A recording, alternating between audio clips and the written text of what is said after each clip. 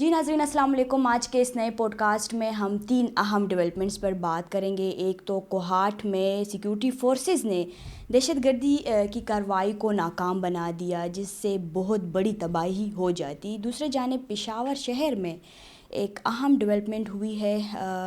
آپ کو جگہ جگہ مین ہول نظر آتے ہوں گے. ان مین ہول کے لیے صوبائی حکومت نے 12 کروڑ روپے مختص کی ہے. اس کے ساتھ ساتھ ہم بنگلہ دیش الیکشن پر بھی بات کریں گے کہ بنگلہ دیش میں الیکشن جاری ہے, آیا الیکشن کی کیا صورتحال ہے. ان تمام ٹاپکس پر بات کرنے کے لیے ہمیں جوائن کر رہے ہیں عارف یوسفزئی صاحب. بہت شکریہ سر. دیکھیں اس طرح ہے کہ پاکستان میں جب کوئی واقعہ ہوتا ہے تو اور واقعے کی صورت میں کوئی نقصان ہوتا ہے, کوئی کیجویلٹی ہوتی ہے, انسانی جان ضائع ہوتا ہے, تو پاکستان میں ذمہ دار عہدوں پر بیٹھے غیر ذمہ داران لوگ جاگ جاتے ہیں یا حکومتیں جاگ جاتی ہیں. یہ جو اب مین ہول کہانی ہے یہ آپ لوگوں نے دیکھا, یہ لاہور سے شروع ہوئی. لاہور میں مین ہول واقعہ پیش آیا, بالکل کراچی میں مین ہول واقعہ پیش آیا, لیکن اس سے پہلے مین ہولوں کے واقعات متعدد بار پیش آتے رہے ہیں پورے پاکستان میں. اس شہر پشاور میں جو کھلے مین ہول ہیں جگہ جگہ پر, یہ واقعات کبھی کبھی اس میں گاڑیوں کا گر جانا اور کبھی راہ چلتے لوگوں کا ان مین ہولز میں گر جانا, اور وہ بسا اوقات ہم دیکھتے ہیں کہ لوگوں کی جانیں چلی جاتی ہے اس میں اور کیجویلٹیز ہو جاتی ہیں. تو یہ حکمران خود کیوں بائی ڈیفالٹ کیوں نہیں جاگے رہتے؟ سوال یہ ہے, کیا کوئی واقعہ ہوگا کہیں پر, کوئی انسانی جان جائے گی تو تب ان سرکاری اور حکومتی عہدوں پر بیٹھے لوگ وہ بیدار ہوں گے اور پھر وہ فنڈز مختص کریں گے. اگر پختونخوا حکومت ابھی جاگی ہے کہ انہوں نے فنڈز مختص کیے ہیں, ہم گزشتہ کئی روز سے بلکہ میں تو مہینے ایک سے مختلف جگہوں پر جو پشاور کی حالت زار ہے اس کے بارے میں بات کرتا آیا ہوں مختلف فورمز پر, مختلف چینلز کے اوپر. کہ آپ دیکھیں کہ جو شہر پشاور ہے اس کی تو ایک مین جو سینٹر ہے, آپ اگر جی ٹی روڈ سے پشاور بس ٹرمنل سے شروع کریں حیات آباد پہ اس کا اختتام ہوتا ہے, لیکن اس کے جو برانچز ہیں, شہر جو پھیلا ہوا ہے لیفٹ رائٹ میں, تو آپ کو وہاں پر نہ سڑکوں کی اتنی بہتر صورتحال نظر آتی ہے, پھر جو مین ہولز ہیں وہ تو عموماً اسی طرح پڑے ہوتے ہیں, ان کے اوپر ڈھکن نہیں ہوتے, اور جو WSSP ہے وہ بھی کہہ رہی ہیں کہ تقریباً کوئی 10,000 کے لگ بھگ کوئی اس طرح مین ہول ہیں کہ جن کو کور کرنا ضروری تھا یا ان پر ڈھکن لگانے ضروری تھے. تو کیا ابھی تک سہیل افریدی کو یہ فرصت نہیں تھی, سہیل افریدی کو یہ خود یہ احساس نہیں تھا کہ جگہ جگہ پر مین ہول کھلے ہیں تو ان مین ہولوں کو بند کرنا ہے, یا انہوں نے دیگر صوبوں کی طرح اسی کا انتظار کرنا تھا کوئی حادثہ پیش آئے گا؟ میں پھر بھی بتاؤں 10-12 کروڑ روپے اگر انہوں نے اس کے لیے ریلیز کیے ہیں, ہم اس کو ضرور مانیٹر کریں گے, اس لیے کہ اس صوبے میں نہ کرپشن بے تحاشا ہے, احتساب کوئی نہیں ہے, نہ ادارہ جاتی احتساب ہے. مطلب اینٹی کرپشن واچ ڈاگ الگ ہوتے ہیں, آپ کا لائک FIA ہے, اینٹی کرپشن ہے, نیب ہے, دیگر ادارے جو اینٹی کرپشن واچ ڈاگ کے طور پر کام کرتے ہیں, اور ایک ہوتا ہے ہر ادارے کے اندر ایک ادارہ جاتی کاؤنٹر کرپشن میکینزم ہوتا ہے. تو پاکستان میں افسوس کی بات یہ ہے کہ ادارہ جاتی کرپشن پر قابو پانے کے لیے جو ادارہ جاتی میکینزم ہے کرپشن کو روکنے کے لیے, ڈسکریج کرنے کے لیے, سزائیں دینے کے لیے, وہ اب ہمیں کہیں نظر نہیں آتا. ہماری گورننس اس حد تک گر چکی ہے اور اس کی پوری ذمہ داری اس پختونخوا کی بیوروکریسی کے اوپر ہے, اس لیے کہ پوری بیوروکریسی اب کرپشن میں خود ملوث ہو گئی ہے. ماضی میں بھی ہوتی تھی, کچھ عرصے سے ہم دیکھ رہے ہیں کہ بیوروکریٹس کی کرپشن کی کہانیاں سامنے آتی ہیں. آپ لوگوں نے دیکھا ہوگا کہ مختلف فارن کے ممالک میں جو کرپشن کا پیسہ پاکستان سے چرا کے لے کے جایا جاتا ہے تو پہلے اس میں سیاستدانوں کے نام بہت زیادہ آتے تھے. اب ہم کچھ عرصے سے دیکھ رہے ہیں کہ اس میں بیوروکریٹس کے نام آتے ہیں, پنجاب کی بیوروکریٹس, سندھ کی بیوروکریٹس, پختونخوا کی, بلوچستان کی بیوروکریٹس. تو ان بیوروکریٹس کی ذمہ داری ہیں, بڑے بڑے کرسی پر بیٹھے ان لوگوں کی ذمہ داری ہے کہ یہ جہاں پر سڑک ٹوٹی ہو تو سڑک کو ٹھیک کرے, جہاں پر مین ہول کھلا ہو مین ہول کو بند کرے, اور جہاں پر کوئی سڑک کے اوپر کوئی بیریکیڈ لگا ہو اس بیریکیڈ کو ختم کرے. لیکن ہمیں نظر نہیں آتا. میں آپ کو ایک اور بات بتاؤں, آپ نے یہ پشاور شہر کا پوچھ لیا. دیکھیں یہ شہر ناپرسان ہے, اس شہر کا کوئی والی وارث نہیں ہے. ہم نے دیکھا کہ سہیل افریدی اور مینا خان لوگ گئے تھے لاہور پی ٹی آئی کی اسٹریٹ موومنٹ کے سلسلے میں. جب یہ لوگ لاہور گئے تھے تو جب یہ لوگ لاہور گئے انہوں نے لاہور کے اندر کچھ خوبصورتی دیکھی, بیوٹیفیکیشن دیکھی, اور جو لاہور کے اندر مختلف پل ہیں لائک ان کی BRT کا جو ان کی بس سروس کا پل ہے, یا ان کی اورنج لائن جو ٹرین سروس ہے اس کے بریجز ہیں, دیگر جو بریجز ہیں اس کے نیچے انہوں نے بڑی خوبصورت لائٹنگ کی ہے, اور بڑی خوبصورت انہوں نے اندر ہی اندر پودے اگائے ہیں ان پلوں کے نیچے, اور اس کو انہوں نے خوبصورت بنایا ہے, بیوٹیفائی کیا ہے. تو جب پختونخوا سے لوگ اسٹریٹ موومنٹ پہ گئے تھے سہیل افریدی اور مینا خان افریدی, وہاں پر انہوں نے لاہور مال روڈ کی خوبصورتی دیکھ کر جب یہ لوگ واپس آ گئے پھر انہوں نے میٹنگ بلائی کہ جی آپ لوگ فوری طور پر بیوٹیفیکیشن پشاور پروجیکٹ لانچ کریں, اور آپ لوگ پشاور میں جتنے پل ہیں اس کے نیچے آپ لائٹنگ لگا دیں, پلوں کے اوپر بھی لائٹس لگا دیں. تو اس کے اوپر جب احکامات پر عمل درآمد ہونا شروع ہوا تو ہم نے دیکھا کہ 3 ارب روپے ریلیز کی گئی. ہر چند سال بعد 2-3 سال بعد پشاور کی بیوٹیفیکیشن کے نام پر اربوں روپے ریلیز ہوتے ہیں. پشاور خوبصورت نہیں بنتا اور مزید بدصورت بن جاتا ہے, پیسے لوگوں کی جیب میں چلے جاتے ہیں. اب میں چیف سیکرٹری سے پوچھتا ہوں کہ چیف سیکرٹری صاحب ہمیں ماضی کی بیوٹیفیکیشن کا بھی حساب دیں اور ہمیں رواں بیوٹیفیکیشن کا بھی آپ حساب دیں کہ 3 ارب روپے آپ لوگوں نے مختص کی ہیں. اب ہمیں جو اطلاعات آ رہی, افسوسناک اطلاعات جو ہمیں آ رہی ہیں وہ یہ کہ خالی الیکٹریفیکیشن کے لیے لائک بریجز کے اوپر پلوں کے اوپر لائٹیں لگانے کے لیے, پلوں کے نیچے لائٹیں لگانے کے لیے, یا اگر یونیورسٹی روڈ کے اوپر جائیں تو آپ کو بورڈ کی دیواروں میں کچھ کونے بنائے گئے ہیں, اینٹیں لگائی گئی ہیں, اور اس کے اندر لائٹنگ کی گئی. اس کے سامنے جو UPS اسکول ہے اس کی دیوار کے ساتھ آپ نے لائٹنگ. تو ان سستے ترین لائٹنگ کی جو لڑیاں جاتی ہیں وہ وہی سمپل سستا ترین, اور ہمیں سرکار سے اطلاع ملی ہے کہ اس لائٹنگ کے اوپر پشاور کے بیوٹیفیکیشن کے نام پر جو لائٹنگ ہوئی ہے خالی اس لائٹنگ کے اوپر 3 سے 4 کروڑ روپے خرچ کی گئے ہیں. اگر آپ پشاور میں جو کام آپ 15-20 لاکھ 25 لاکھ میں کر سکتے ہیں اس کے اوپر آپ 3 کروڑ لگائیں تو باقی پشاور کا کیا حال ہوگا. اور باقی اسی پر میں کویشچن کروں گی, آپ نے کرپشن کے حوالے سے بات کی, صوبائی حکومت کی طرف سے تو فنڈز مختص ہوئے ہیں, لیکن یہ جو نیچے طبقے ہوتے ہیں یہ جو فنڈز ڈیوائڈ کرتے ہیں یا پھر اسی پر خرچ کرتے ہیں, مین ہول یا پلاسٹک کے جو ڈھکن ابھی لگائیں گے تو کیا کہیں گے اسی میں بھی لائٹس کی طرح؟ ہاں یہ تو سارا چلا جائے گا, یہ ہمیں پتہ ہے. ہمیں پتہ ہے کہ اگر آپ نے ڈھکن کے لیے 10-12 کروڑ روپے مختص کی ہیں تو ہمیں پتہ ہے کہ اس میں 2-3 کروڑ روپے لگ جائیں گے, باقی آگے پیچھے ہو جائیں گے. اور یہی ہمارا نظام ہے, یہی پیسے کھائے جاتے ہیں. یہ نہیں کہ سیاسی لوگ نہیں کرتے, سیاسی لوگوں کے ناک کے نیچے سب کچھ ہوتا ہے.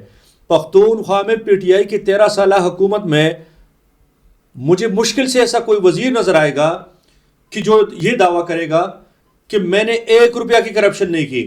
تو پختونخوا میں تو وزراء کی کرپشن کی کہانیاں بھی زبان زد عام ہے, بیوروکریٹس کی کرپشن کی کہانیاں بھی زبان زد عام ہے, اور جو بیوروکریٹ جتنے بڑے عہدے پر بیٹھا ہے اس کی کرپشن کی کہانیاں زبان زد عام ہے. تو یہ دیکھیں, یہ پبلک ٹیکس پیئر کا پیسہ ہے, یہ عوام کا پیسہ ہے. اگر یہ اسی طرح لوگوں کے پیٹوں میں حرام خوری کر کے جاتا رہا جس طرح جا رہا ہے اور مزید اس طرح, تو میں یہ کہوں گا کہ پاکستان کا اللہ حافظ. اس لیے کہ یہ صرف پختونخوا یا پشاور کی بات نہیں ہے, یہ پوری پختونخوا کی بات بھی ہے, پنجاب کی بات بھی ہے, سندھ بلوچستان کی. آپ جہاں بھی جائیں آپ کو وہاں پر کرپشن کی کہانیاں نظر آتی ہیں. تو نہ سیاستدانوں کو شرم آتی ہے کہ یہ اپنی روش بھولے. دیکھیں ان کو شرم آنی چاہیے, یہ لوگ جیلوں میں پڑے ہوتے ہیں. کچھ عرصہ بعد دیکھیں یہی سیاستدان اپنی کرتوتوں کی وجہ سے جیلوں میں پڑے ہوتے ہیں, پھر یہ وہاں پر بیمار پڑ جاتے ہیں کہ جب اب تو میں بیمار پڑ گیا ہوں, اب تو میں مر رہا ہوں. کسی کے پلیٹلیٹس اپ اینڈ ڈاؤن ہوتے ہیں, کسی کے ساتھ کچھ اور کچھ ہوتا ہے. تو یہ جب لوگ حرام کے پیسے کرپشن کر کے کھاتے ہیں پھر یہ لوگ ہسپتالوں میں خود کو ایڈمٹ کروا کے پاکستان سے باہر بھاگ جاتے ہیں. تو یہ کہانی اب ان کو روکنی ہوگی. اگر پاکستان کو سروائیو کرنا ہے اور پاکستان کو آگے لے کے جانا ہے تو یاد رکھیں پاکستان میں کرپشن کے لیے 0 برداشت کی پالیسی اختیار کرنا پڑے گی. 0 ٹالرنس کی پالیسی کرپشن کے لیے نہیں آئے گی, یہ ملک آگے ترقی نہیں کر سکتا. اچھا سر، کیا کہیں گے کرپشن کے لیے تو زیرو ٹالرنس. اب دہشت گردی پر تھوڑا بات کرتے ہیں. آج کوہاٹ میں سیکیورٹی فورسز نے ایک بڑی دہشت گردی کارروائی کو ناکام بنا دی ہے، جس سے یہ کہہ رہے ہیں کہ بہت بڑا خطرہ تھا عوام کے لیے، یا بہت بڑی تباہی ہو جاتی اگر یہ نہ روکتے. تو کیا کہیں گے اس اہم ڈیولپمنٹ پر؟ دیکھیں، اگر کہیں ہم بات کرتے ہیں کہ آپ نے مس گورننس کے لیے صفر برداشت کی پالیسی اختیار کریں. پاکستان میں بہت ہو گیا کرپشن، بہت ہو گیا. 78 سال ہو گئے ہیں کہ یہ ملک کرپٹ لوگ کھائے جا رہے ہیں، کھائے جا رہے ہیں، کھائے جا رہے ہیں، اور یہ ملک نیچے جا رہا ہے، ڈوب رہا ہے، ملک ہمارے ہاتھوں سے نکل رہا ہے. تو جس طرح میں کہتا ہوں کہ کرپشن کے لیے زیرو پالیسی ہو، اسی طرح آپ کے ملک میں دہشت گردی کے لیے بھی صفر ٹالرنس کی پالیسی ہونی چاہیے. لیکن یہ بدقسمتی ہے کہ پاکستان کے، اگین میں کہوں گا کہ پاکستان کے ذمہ دار پوزیشن پر بیٹھے لوگ وہ کاؤنٹر ملیٹنسی اور کاؤنٹر ٹیررزم کی پالیسی کو اون نہیں کرتے. آپ کی بیوروکریسی اون نہیں کرتی. آپ کے جتنی گورنمنٹ ڈپارٹمنٹس ہوتے ہیں یہ اس کو اون نہیں کرتے. اور سب سے بڑی بات کہ جب آپ کی حکومت ہی اون نہ کرے تو پھر کیا بات. ہم نے دیکھا کہ آپ سہیل افریدی، آپ نے دیکھا کہ 3 مہینے اس کو ہو گئے، 3 مہینے اس نے ضائع کر دی. وہ 3 مہینے کے دوران مسلسل ایک ہی بات کہ میں یہ نہیں مانوں گا، وہ نہیں مانوں گا، یہ نہیں مانوں گا، وہ نہیں مانوں گا. تو آپ یہ نہ مانے، وہ نہ مانے، تو آپ کیا مانیں گے؟ اور آخر میں جا کے آپ لیٹ ہی گئے. تو کیوں آپ ایسی باتیں کرتے ہیں؟ آپ لوگوں میں ذرا برابر احساس ذمہ داری نہیں ہے کہ جب آپ کسی کرسی پر بیٹھ گئے، پھر اس کرسی کی کچھ تقاضے ہوتے ہیں. جتنی آپ بڑی اور ذمہ دار کرسی پر بیٹھتے ہیں، اس کرسی کے تقاضے ہوتے ہیں. وہ تقاضے آپ نے پورا کرنے ہوتے ہیں، نہیں تو you have to step down. پھر آپ کو اسٹیپ ڈاؤن کرنا پڑتا ہے، نہیں تو کوئی ایسی قوت ہو کہ ان کو فارغ کرے. پھر اس لیے کہ آپ ذمہ داری ادا نہیں کریں گے. آپ کا جنوبی اضلاع، آپ نے کوہاٹ کا جو واقعہ ہوا ہے کہ جس میں کچھ اسلحہ وغیرہ پکڑا گیا ہے، جی بالکل، یہ تو ہماری لا انفورسمنٹ ایجنسیز کر رہی ہیں. لیکن آپ کے جنوبی اضلاع آپ کے ہاتھ سے پھسل چکے ہیں. آپ ڈی خان سے لے کر کوہاٹ تک جتنا جنوبی اضلاع کا بیلٹ ہے، یہ آپ کے ہاتھ سے پھسل چکے ہیں. وہاں پر ملیٹنٹس بھرپور قوت کے ساتھ موجود ہے، طالبان موجود ہے، حافظ گل بہادر گروپ موجود ہے، دیگر تنظیمیں وجود رکھتی ہیں. تو میں تو سمجھتا ہوں کہ اب اگر یہ حکومت نے جو کہا ہے کہ ہم آپریشنز کریں گے اور آپریشن سے اس مسئلے کا حل نکالیں گے، سو بسم اللہ یہ آگے بڑھیں. اس لیے کہ انہوں نے تو اپنی کسی ذمہ داری کا احساس کیا نہیں تھا، اور پھر ہماری تو کوئی سنتا بھی نہیں ہے. ہم تو مشورے ان کو دے سکتے ہیں کہ آپ لاکھ آپریشن کریں، شاید یہ مسئلہ حل نہ ہو، شاید اس کے لیے کوئی دوسری دوائی ہو. لیکن حکومت جب آپ کرسی پر بیٹھے ہوں تو پھر آپ ریاست کی اس پالیسی کے ساتھ آپ نے چلنا ہوتا ہے کہ آپ جس کرسی پر بیٹھے ہیں پھر اس کرسی کے تقاضے ہوتے ہیں. تو یہ ان سیاسی لوگوں کو چاہیے کہ یہ اس کو بھی سمجھ جائیں کہ جب آپ ایک عام آدمی ہوں، آپ کچھ بھی کہہ سکتے ہیں، کچھ بھی کر سکتے ہیں. لیکن جب آپ پاکستان میں انتہائی ذمہ دار کرسی پر آ کے بیٹھ جائیں، پھر آپ کا کردار، آپ کا گفتار ذمہ دارانہ ہونا چاہیے.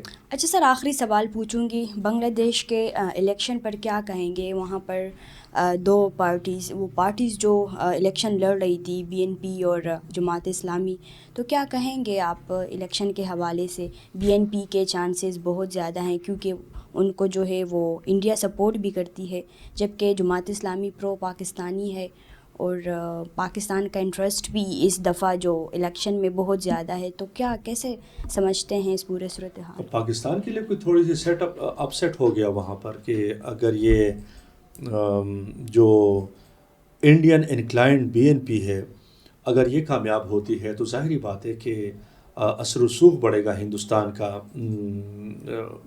بنگلہ دیش میں.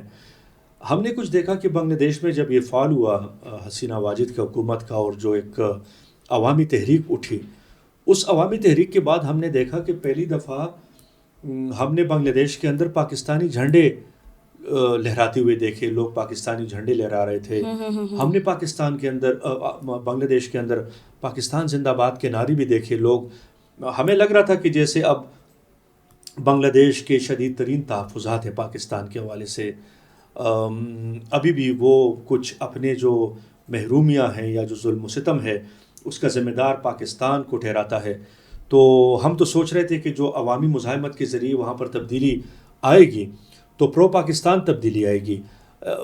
آپ نے دیکھا ہوگا کہ بنگلہ دیش میں جماعت اسلامی کے اکابرین کو پھانسی لوگ چڑھائے گئے اب جماعت اسلامی کے لوگوں کو، اور ان کو شدید ترین ریاستی جبر کا اور تشدد کا نشانہ بنایا گیا، جسٹ بیکاز کہ وہ ان کے اوپر الزام تھا کہ یہ پاکستان حامی لوگ ہیں، پاکستان کے حامی لوگ ہیں.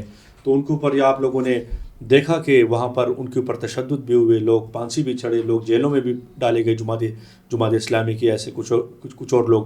اس الیکشن میں تو بالخصوص یہ لگ رہا تھا کہ جماعت اسلامی اور ان کے جو ہم نوا ہیں یہ لوگ لیڈ میں چلے جائیں گے. اب جب اطلاعات آ رہی ہیں کہ BNP جیت رہی ہے تو وی وش دیم آل دا بیسٹ، جو بھی جیتے. ہمیں تو یہ نہیں ہے کہ لازمی یہی پارٹی جیتے. وہاں پر کسی نے جس کو ووٹ دیا ہے، ہاں پاکستان کو چاہیے کہ اب بنگلہ دیش کے ساتھ چاہے حکومت میں جماعت اسلامی اور دیگر فیکشنز آتے یا BNP جو اقتدار میں آتی ہے، پاکستان پر لازم ہے کہ پاکستان ان کے ساتھ اس میں کوئی دوستانہ برادرانہ ماحول میں تعلقات پیدا کرے. پاکستان کے لیے ونڈو آف اپرچونٹی کھلی ہے. جب سے وہاں پر نوجوانوں کی تحریک اٹھی تھی تو ہم نے دیکھا کہ لوگوں نے، ہم نے تو یہاں تک بنگلہ دیش سے باتیں سنی کہ آئے پاکستان اور بنگلہ دیش کو پھر سے جوڑتے ہیں. بالکل. تو لوگ people have gone a step ahead کہ جو روایتی بیانیہ تھا اس سے نوجوان آگے نکل گئے تھے. تو میں سمجھتا ہوں کہ بنگلہ دیش میں پاکستان کے لیے جو نیک سینٹیمنٹس، اچھے سینٹیمنٹس پیدا ہو گئے تھے، پاکستان کو چاہیے کہ اس کی انکیشمنٹ کرے اور ان سینٹیمنٹس کو بڑھاوا دے اور ایسے اقدامات بنگلہ دیش کے حوالے سے اٹھائے. صرف یہ نہ ہو کہ ہم یہاں پر ہاتھ پہ ہاتھ رکھ کے بیٹھے ہوں اور جی ادھر بنگلہ دیش سے تو پاکستان زندہ باد کے نعرے اٹھ رہے ہیں. نہیں، پاکستان سے کیا بنگلہ دیشیوں کے حق میں کوئی نعرہ اٹھا ہے یا اٹھ رہے ہیں؟ یا پاکستان سے جو ان کے گلے شکوے ہیں کسی نے ان کی آنسو پہنچے ہیں پاکستان سے؟